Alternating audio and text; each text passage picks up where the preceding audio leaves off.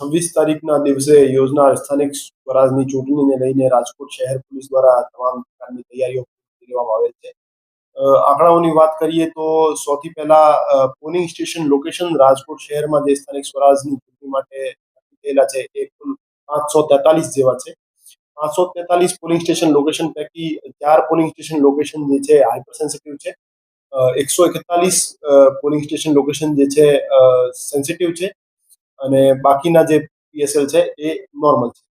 અને પોલિંગ સ્ટેશનની વાત કરીએ તો ટોટલ 543 પોલિંગ સ્ટેશન લોકેશનમાં 1187 જેવા પોલિંગ સ્ટેશન આવેલા છે. અને તમામ જે પોલિંગ સ્ટેશન છે એના ઉપર પોસ્ટ ડિપ્લોયમેન્ટની સ્કીમ પણ બની ગઈ છે. અને ટોટલ માણસો જે પોલીસના ડિપ્લોયમેન્ટની વાત કરીએ તો એમાં અમે સિવિલ પોલીસના 958 જેવા માણસો ડિપ્લોય કરવાના છીએ અને 165 નવા જે એલઆરડી ભરતી થયા છે લોકરક્ષક દળના માણસો એ ડિપ્લોય કરવાના છે અને એક સેક્શન એસઆરપીએફ નો પણ રાખવાના છે જે હાઈપર સેન્સિટિવ અને સેન્સિટિવ બૂથ ઉપર ડિપ્લોય રહેશે. અને આ સિવાય 1371 જેવા હોમગાર્ડ અને જીઆરડી ત્યાં ડિપ્લોય કરવામાં આવશે. આ રીતે 2000 કરતા વધુ પોલીસ જવાનોનો ચુસ્ત બંદોબસ્ત ચૂંટણીને લઈને રાજકોટ શહેર દ્વારા ગોઠવવામાં આવ્યો છે.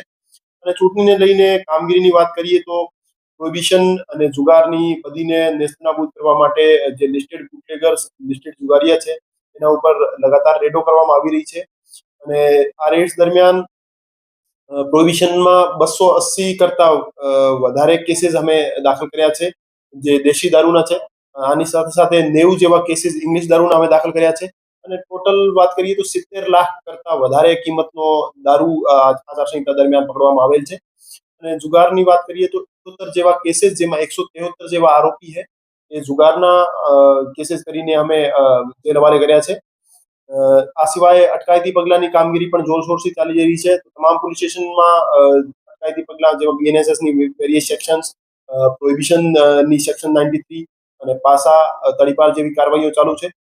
ટોટલ રાજકોટ શહેર પોલીસમાં આજ દિવસ સુધી આચાર સંહિતા દરમિયાન 21 જેવા પાસા મંજૂર કર્યા છે અને 5 જેવા હદપાર પ્રપોઝલ છે એ પાસ કર્યા છે. આની સાથે સાથે 2500 કરતા વધુ માણસો વિરુદ્ધ અટકાયતી પગલાં લીધેલ છે જેથી શાંતિપૂર્ણ રીતે ઇલેક્શનનો આયોજન કરી શકાય. અને આની સાથે સાથે જે વાહન ચેકિંગ અને ચેકપોસ્ટ અમે ડિપ્લોય કરી છે 8 જેવી ચેકપોસ્ટ છે જે સિટીના અલગ અલગ એરિયાઝમાં છે અને એમાં જે પણ વાહનોમાં ઇલીગલ વસ્તુઓનો હેરાફેરી થતી હોય છે એને પેડ કરવા માટે અમે 24/7 ચાલુ કરી છે.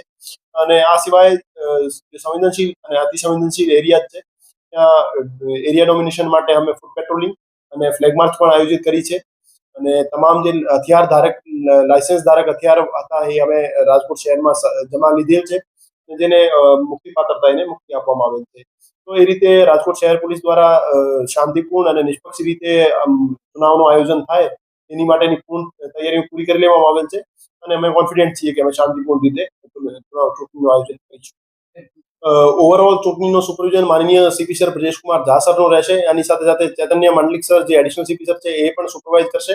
અને સિટીના ચારેય ડીસીપી શ્રી જે છે એ અલગ અલગ એરિયાઝમાં વહેંચી દેવામાં આવ્યો છે એમને એરિયાઝ અને એમાં 24/7 હાજર રહેશે.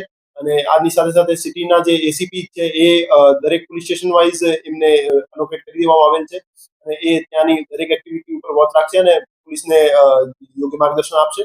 અને બહારથી અમે કોઈ ફોર્સની માંગણી નથી કરી. અમે અમારી જે રાજકોટ શહેર પોલીસની મોજૂદા સ્ટ્રેન્થ છે એના આધારે જ અમે ચૂંટણી પૂરી કરી છે. સંવેદનશીલ અને અતિ સંવેદનશીલ જે એરિયા છે અને આ સિવાય જ્યાં જ્યાં પણ પ્રોહિબિશન અને બીજી ઇલીગલ એક્ટિવિટીઝ થવાની અમારા પાસે ઇનપુટ છે ત્યાં એસઓજી દ્વારા ડ્રોન દ્વારા ચેકિંગ પણ હાથ ધરવામાં આવશે. અને આની સાથે સાથે સાયબર સોશિયલ મીડિયા મોનિટરિંગ માટે અમારી સાયબર પોલીસ સ્ટેશનની ટીમ અને સાયબર લેબની ટીમ એક્ટિવ છે જે 24/7 જે સાયબર પ્લેટફોર્મ્સ જે છે એક્સ, ઇન્સ્ટાગ્રામ, ફેસબુક ઇત્યાદિ છે એના ઉપર વોચ રાખી રહી છે. અને જે પણ એન્ટી એસ્ટાબ્લિશમેન્ટ પોસ્ટ કરે છે અથવા શાંતિ દોડવાનો પ્રયત્ન કરે છે એવા માણસો વિરુદ્ધ અમે યોગ્ય પગલાં પણ લઈએ છીએ.